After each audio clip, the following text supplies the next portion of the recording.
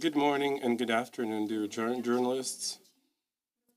We would like to start this press conference as the end of the selection process of the candidates to be recommended to HQCJ and with a follow-up appointment to HQCJ. My name is Olena Privalova. I'm going to be the moderator of today's meeting. I would like to introduce to you our commissioners. These are the selection commission members, and the commission has been running the selection process. Ivan Mishenko, the chairperson, a judge of the Administrative Court of Cassation at the Supreme Court. Ted Zazechny, retired judge of the King's Bench, or Queen's Bench from Saskatchewan. Stephen Markman, retired justice from Michigan, United States. Sergei Mishenko from the Court of Appeal, and Robert Broekhuizen, attorney and former special prosecutor who was dealing with fraud cases from the prosecutor's office of the Netherlands, and Johan Messensev from the 6th Administrative Court of Appeal. It is my pleasure to hand over the floor for the welcoming remarks to the chairperson of the Selection Commission, Ivan Mishenko. And after this, after we're done, we're going to have the Q&A session. Please, Ivan. Thank you, Olena. I'd like to welcome all our colleagues here. So, we are going to briefly make the conclusions. We're going to display the infographics that we have prepared for you. And then later, you're going to have a chance to ask questions. The only thing that I have to mention at the very beginning, I'm confident you do not have these questions. But anyways, we're not going to be discussing specific individual candidates. And we're not going to be answering questions why this candidate has passed and the others haven't. But anyways, we're going to be happy to share any comments with you. That is why let us start with a brief presentation. If we can display the infographics on the screen, slide 1.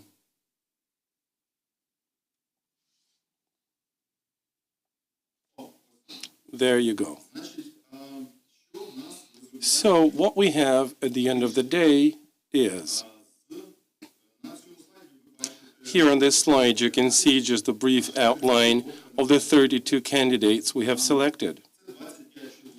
Those are 25 males and 7 females.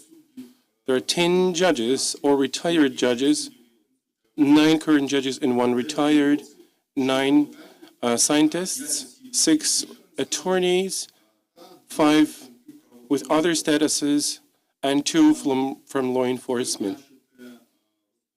So you can see this distribution by age, and you can also see from which regions those candidates are. Well, traditionally, the biggest number of candidates we've had from the city of Kyiv. This is just to make sure you can build the overall impression how this entire picture looks like from the standpoint of the results. If we can move to slide 2, please.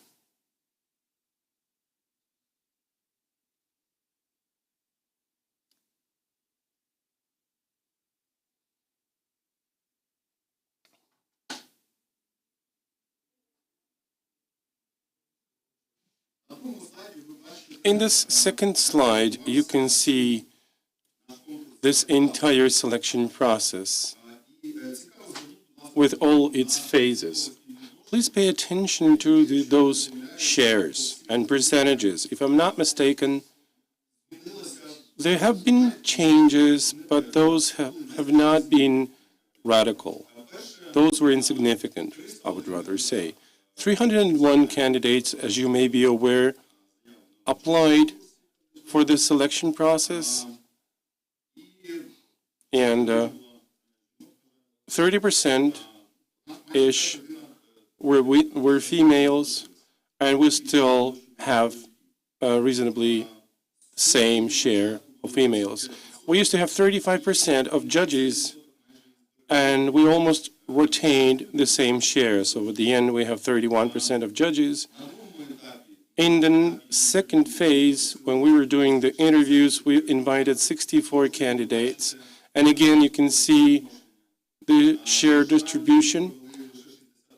Unfortunately, we only had 61 interviews since 3 candidates, for their own reasons, refused to proceed. That's why there were 61 interviews. And as a result of those interviews, we have finally recommended the 32 candidates. So you can see this share distribution, roughly the same number of judges and scientists, with a little smaller share of attorneys.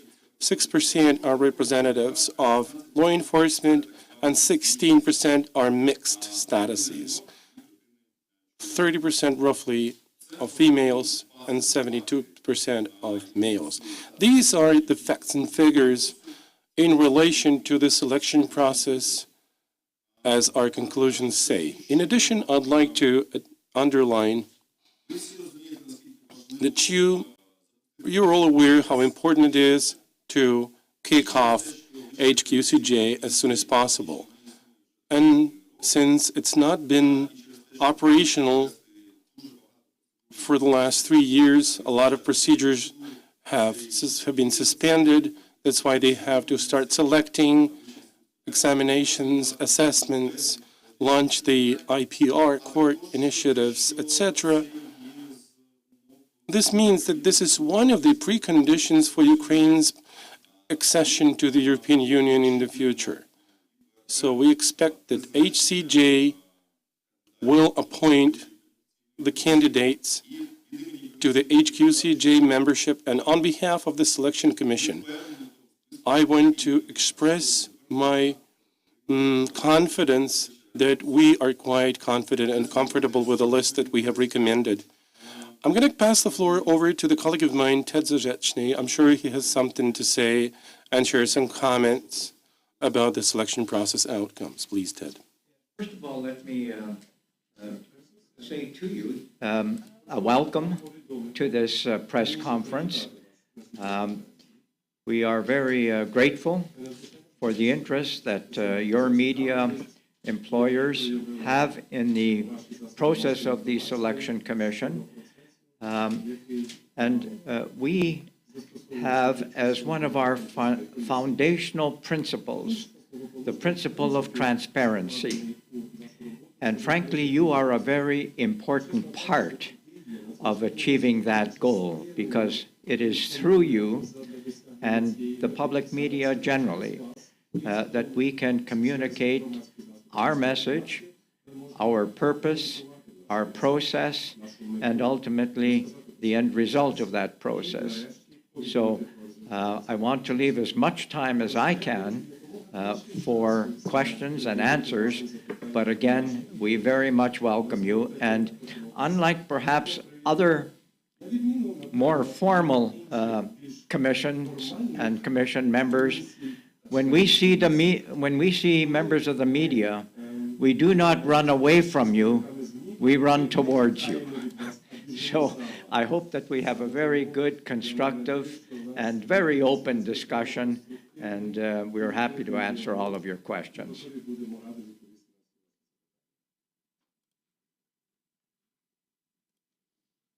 Будь ласка, колеги, пан... Please, dear colleagues, we are now opening the Q&A session, so you're welcome to ask your questions, please. Can I? Please. Good morning, good afternoon. I'd like to congratulate your commission on the completion of this mission. My name is Anatoly Gvozdetsky from the Legal Practice newspaper. According to Article 92, the High Council of Justice will have to select 16 members, out of whom 8 have to be current judges or retired judges. As we have seen from the infographics, the Selection Commission only recommended 10 judges, 9 current judges, and 1 retired. Will it not be a breach to this balance? And will it not be an issue for HCJ, since they have to follow the legislation about judiciary and the status of judges. Let me begin, please.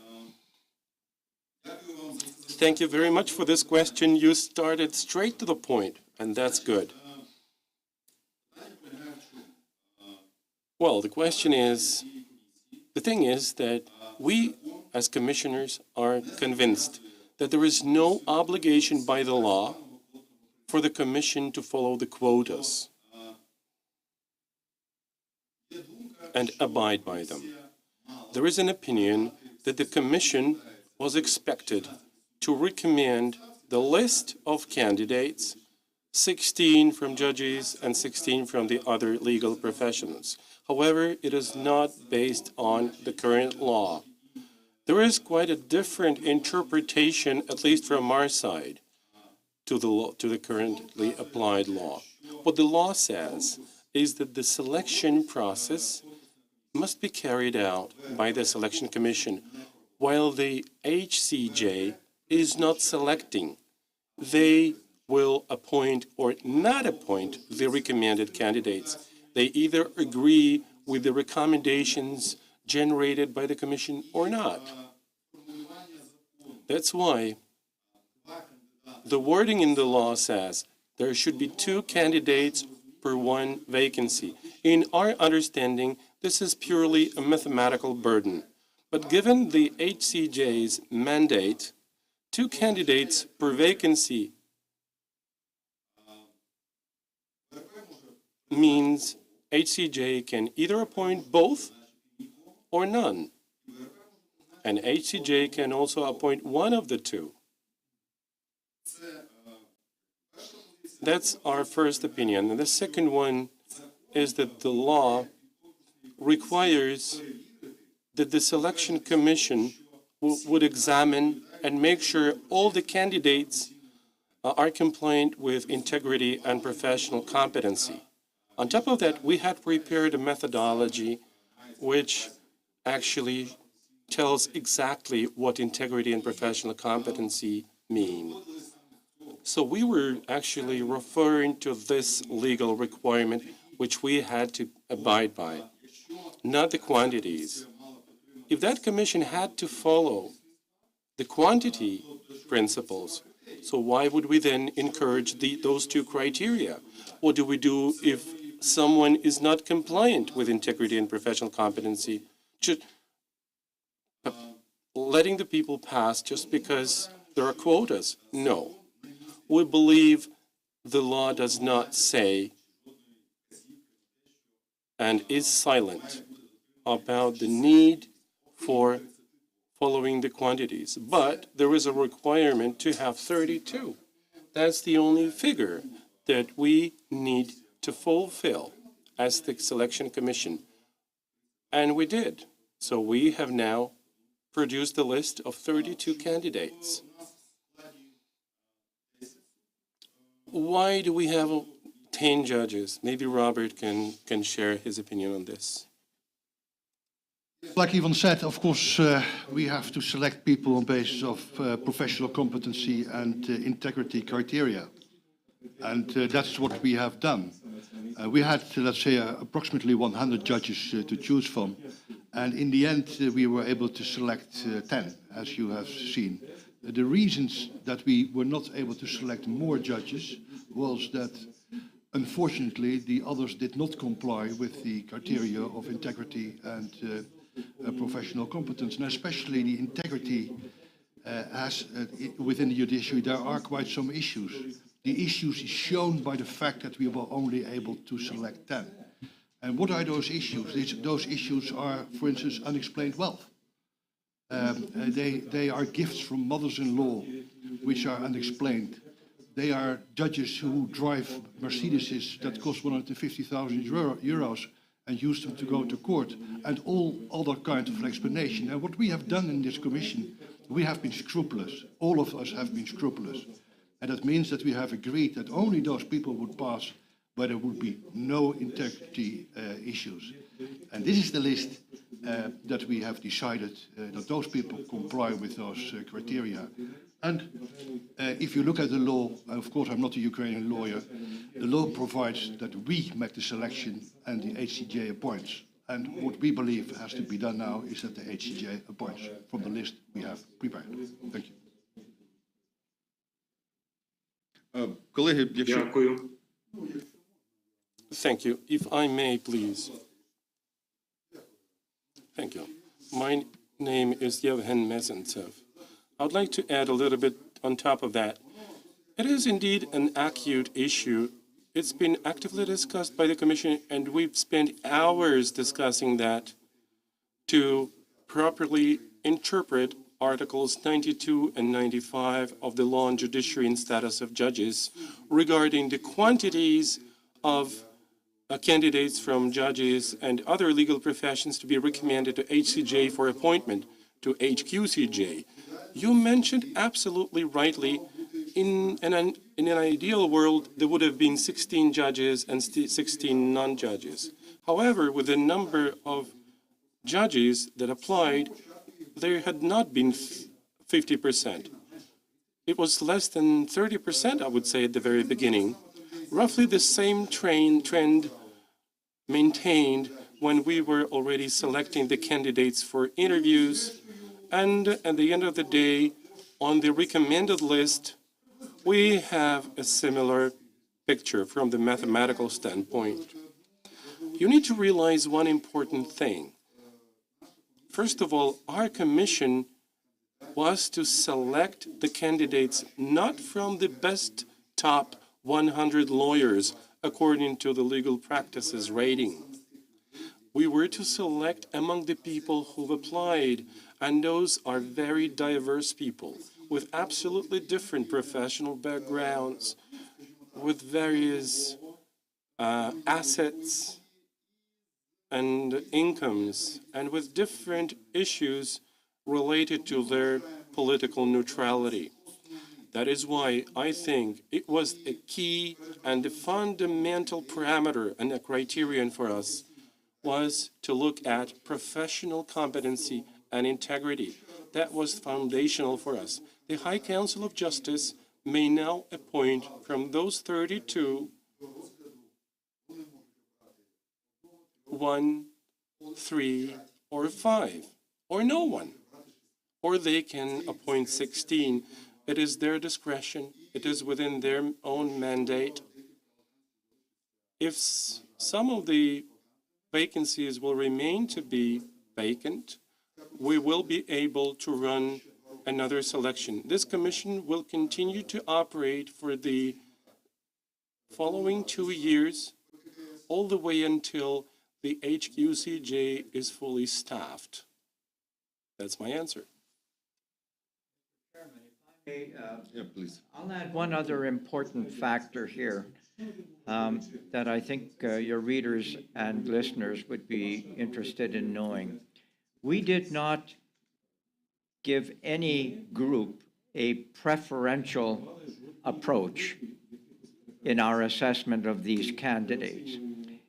We used the same process, the same evaluation, the same discussion, and the same assessment for everyone that applied, whether they were a judge, a lawyer, or an academic. And this is the result that we achieved. There was no preference that was applied in favor of any group. That is not our function. Our function was to assess the candidates and with a positive approach, choose the best of the best, and that's how the numbers worked out. Thank you. Дякую. Наступне питання. Next question, please. Thank you so much for your answer. Please, dear colleagues, any more questions? Victoria?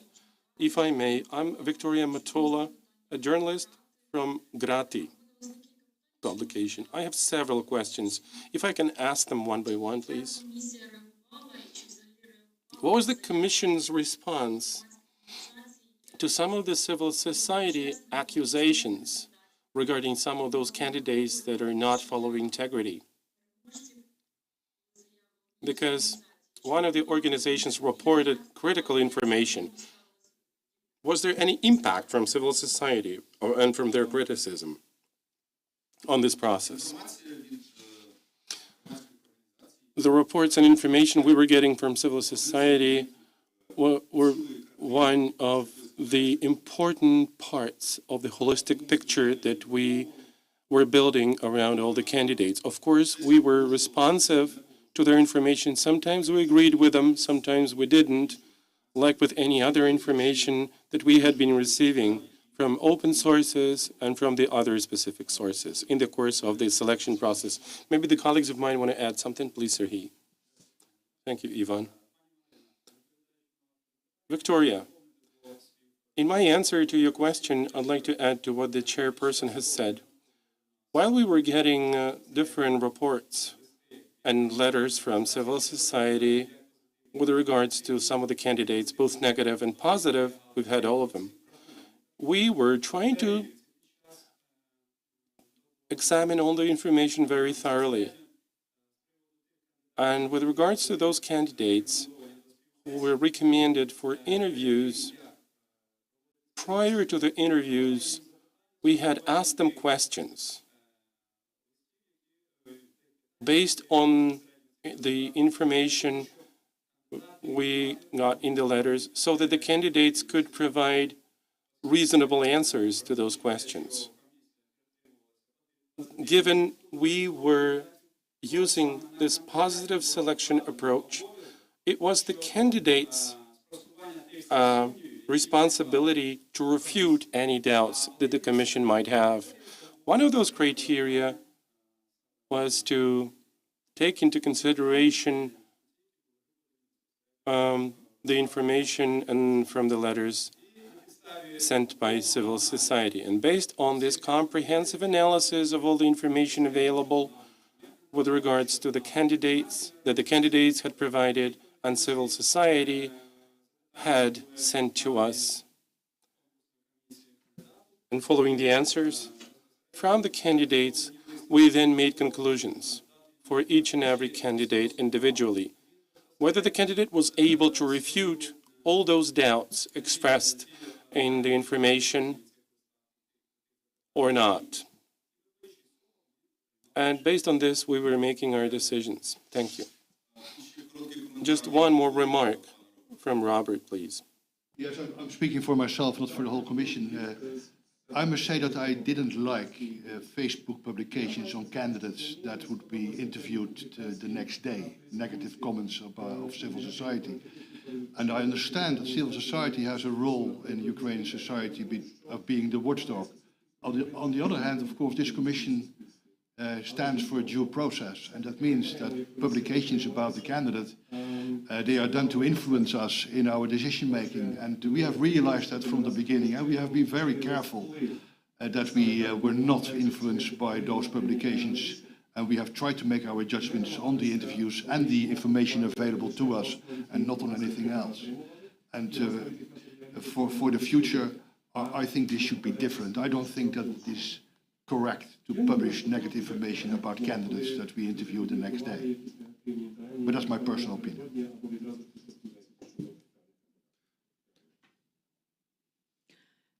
Дякую, колеги. Наступне запитання. Thank you, dear colleagues. Victoria, you had another one. If I can ask another question. True, the Commission has been working for quite a while, and we know that in the judiciary we have 2,500 vacant positions. So what do you think will be the main challenges for HQCJ once they're fully operational? Because there are hundreds of thousands of cases in the backlog. Maybe you can tell this in the overall context from your Commission standpoint. What might be the challenges for all the government agencies, I mean, in relation to funding, bottlenecks and gaps in the operational context, etc.? Thank you. I can answer for hours about this. I'm going to express just my own point of view. First of all, regarding the budget. The new HQCJ, as far as I know, does not have sufficient funding, but it has to be there. That's number one. Number two, I'm not sure exactly what's the situation with the Secretariat, but I assume for 3.5 years, not all the people stayed there and put the war on top of that. I understand the number one priority is to fix everything with the HQCJ Secretariat and make sure it is up and running. Number three, this is to set priorities. What the Commission will start with. Will it start with the continuation of the assessment and complete the procedures not finished by the previous convocation, or they will start the selection process? It depends on their priorities, first of all. Regarding security, of course, it is very important. I mean, that includes both data safety and security. One has to think about IT solutions and how to protect information and data. It is important to define and determine where the data servers are located, whether they are physically located somewhere in Ukraine, or the information will be stored outside Ukraine on cloud servers. There are so many challenges. I pay a lot of respect to all the candidates without exclusion, including those who we have recommended, and hopefully HCJ will appoint them shortly. Of course, they had to sacrifice a lot of things.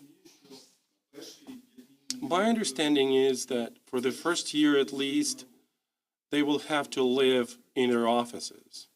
That's what I think. Maybe our colleagues have any other comments about this. The question that you asked, ma'am, was the same question that we asked virtually every candidate during the interviews. We asked them a very similar question. They all know the incredible amount of workload. There are going to have to be new ideas and new approaches. And so we were very interested in hearing the candidates' answers to the very question that you asked. And it was very informative. And as my colleague, the chairman, has indicated, he could speak hours about this, as could we all, because we had some very wonderful, wonderful ideas expressed by many of the candidates we interviewed. Yeah, please. Of course.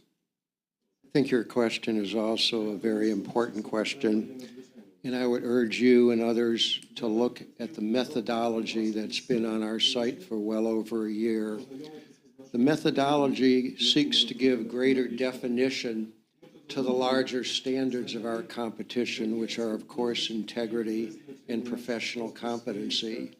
And it talks about many other things that we look for in a candidate. It explained in more detail what we were searching for in our candidates. And we had things like conscientiousness and work ethic and commitment to reform. And we hope that, and we think that the people that we appointed, that we recommended, share that sense of conscientiousness and that work ethic and that commitment to judicial reform. And we think the kind of people that we've sent on to the HCJ will be the kind of people who will work as aggressively as they possibly can to move the HQCJ process forward as quickly and as efficiently as possible. Дякую дуже, колеги. Чи є ще питання? Thank you so much, dear colleagues. Any other questions, please? Victoria? Yes, I'm going to ask another one, if I may. But again, there are 2 more years for the Commission to continue to work. So what are you going to do? Obviously, you're going to have some more meetings, some more work with documents, but what's going to be that format? And if HCJ fails to appoint all the 16 candidates, when will you then announce the new selection process? Thank you. I hope we're not going to have any more work to do. At least we don't have plans for it so far. What we have remaining is to finalize all our positive recommendations that will be attached to the official minutes. There's going to be 32 positive recommendations, plus we're going to hand over all the paperwork to HCJ so that they can start their internal process. I understand this provision in the law that the Selection Commission will continue to work for another 2 years to make sure if and whenever there are objective reasons for someone from the appointed HQCJ members to resign or leave from the position, and we're going to have to swiftly run the selection process to fill 1 or 2 vacant positions, then the Commission will be ready to do it as soon as possible. It seems to me, however, this provision and this 2-year extension is a just-in-case option. It's not that someone plans that the Commission will continue to actively be engaged. We have completed the job. Today is the last day. All the colleagues of ours are flying back home, and we're coming back home as well. So this is it.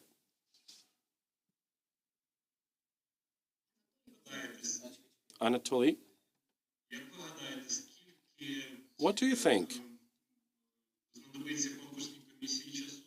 How much time would the Selection Commission need to hand over all the paperwork to HCJ so that they can start appointing the HQCJ members? Definitely, we're not going to be making any delays. I hope that it's going to be done smoothly and fast. I presume 2 weeks would be quite enough. But again, this is a purely technical issue. Thank you for this specific answer. Address the last question as well. If anyone is worried that we are being paid while we sit around and do nothing, no need to worry.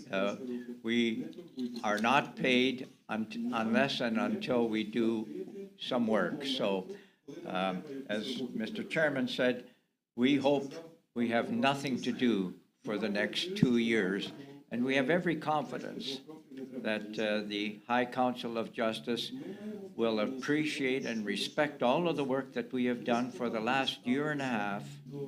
We have reviewed over 13,000 documents that have been received by us.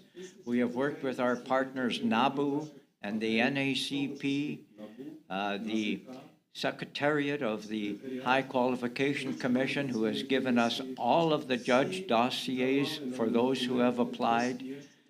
We have related to civil society, so we have a huge amount of assistance that has been provided to us, and we think that we have done a very thorough and reliable job, and we have every hope and expectation that the High Council of Justice will defer to the recommendations that we have made and make the final choice, which is their responsibility, of course.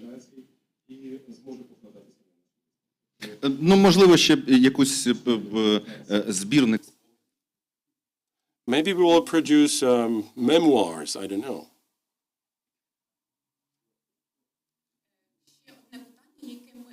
There is one more question that we received from our international colleagues. Can you please explain what's the judicial reform about that is currently underway, and why you are continuing to engage in the reform during the war? What the reform is about? What is it about? The judicial reform is about this commission to have been composed of 3 Ukrainian members and 3 internationals, 2 of whom are judges and justices, and one is a former prosecutor and a very respected attorney right now. This commission was to select and recommend members for a high qualification commission of judges of Ukraine. And the HQCJ, this is like an HR function in the judiciary. They will appoint judges, analyze their dossiers, do the qualification testing and assessment, etc.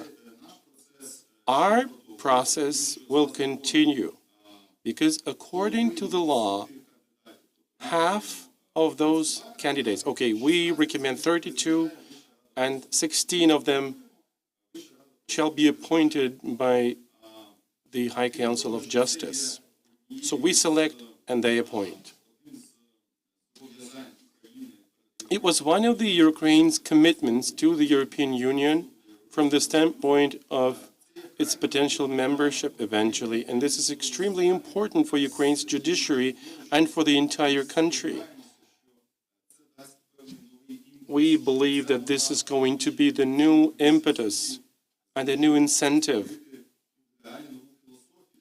for the HQCJ to ultimately create this new philosophy, engage professional judges with integrity who will be reforming the system and changing it for better over the years to come.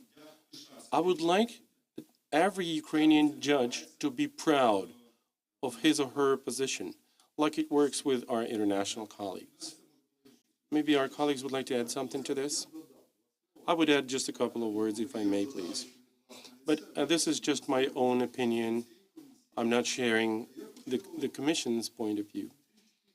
I'd like to differ from those formal things and formal definitions about the judicial reform and how it is supposed to be running. From my intrinsic feeling, I have to tell you that I'm a judge with over 18 years of professional experience. And for all my professional life, I've been hearing about the judicial reform. It's been always there. It was always propagated and declared by so many politicians. It was promoted in absolutely different ways. It had different forms, jurisdictions, instances, structures, names of the courts, procedural legislations. I've had it all. But there's one and only thing that this reform has to lead to is building trust. At this point, we are at a threshold of radical change.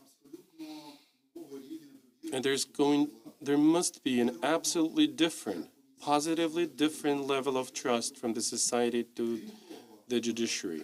And we have to make our contribution. It is now a catastrophic situation since one of the key and only human resource body that hasn't been operational in Ukraine for the last 3.5 years. This is the body which HQCJ is responsible for introducing new judges. And I think once this is done, this is going to be a very valuable contribution to the overall judiciary's progress.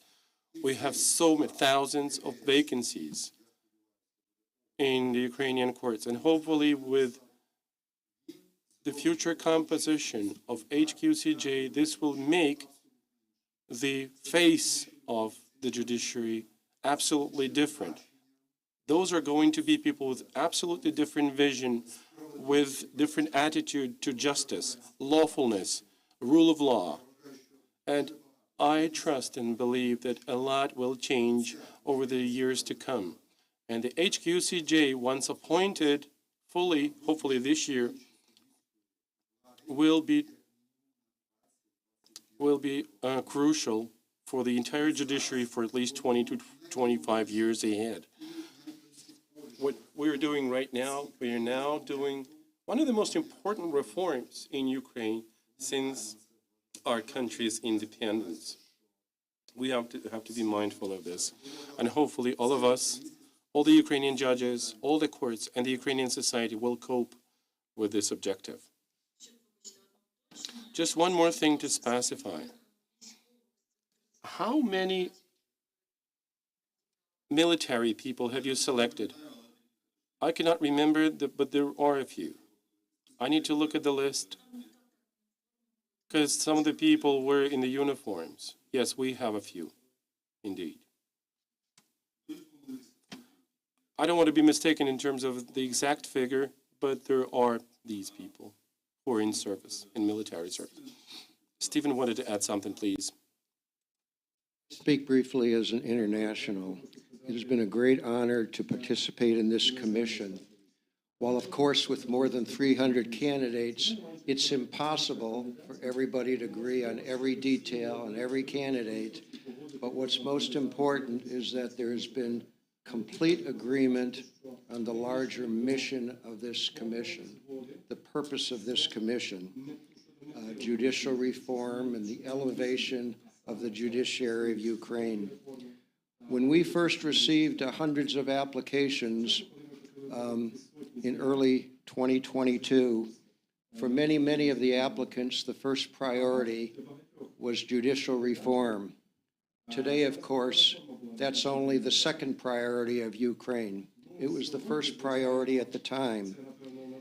But if Ukraine is ever going to be able to pursue its ambitions in the world, the achievements of its society, its judiciary must be elevated and strengthened. And I think that's been the one thing that's united every member of this commission, and it's been the standard by which we've assessed every candidate that's come before the commission. And I believe that if the 32 people that we've recommended live up to their commitments and their promises, and I know they will because they're all honorable people in our judgment, this will be a successful commission, and I believe the people of Ukraine will be very proud of what this commission has accomplished.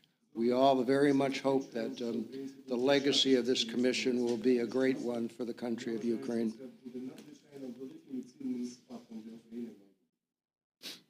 Олена? Колеги, чи є ще питання у вас, будь ласка? Dear colleagues, any more questions if you have? Well, if not, thank you. That means we've done our job. So let us be closing our press conference. Thank you very much, dear colleagues, for your questions. Thanks for your participation. I really loved how we've done this meeting with you. The questions were on target. They were very topical. So were the answers, and I hope you were satisfied. I think we are ready to adjourn the meeting. Thank you very much, dear colleagues. We're going to be closing our press conference. Many thanks. Have a great day. Bye-bye.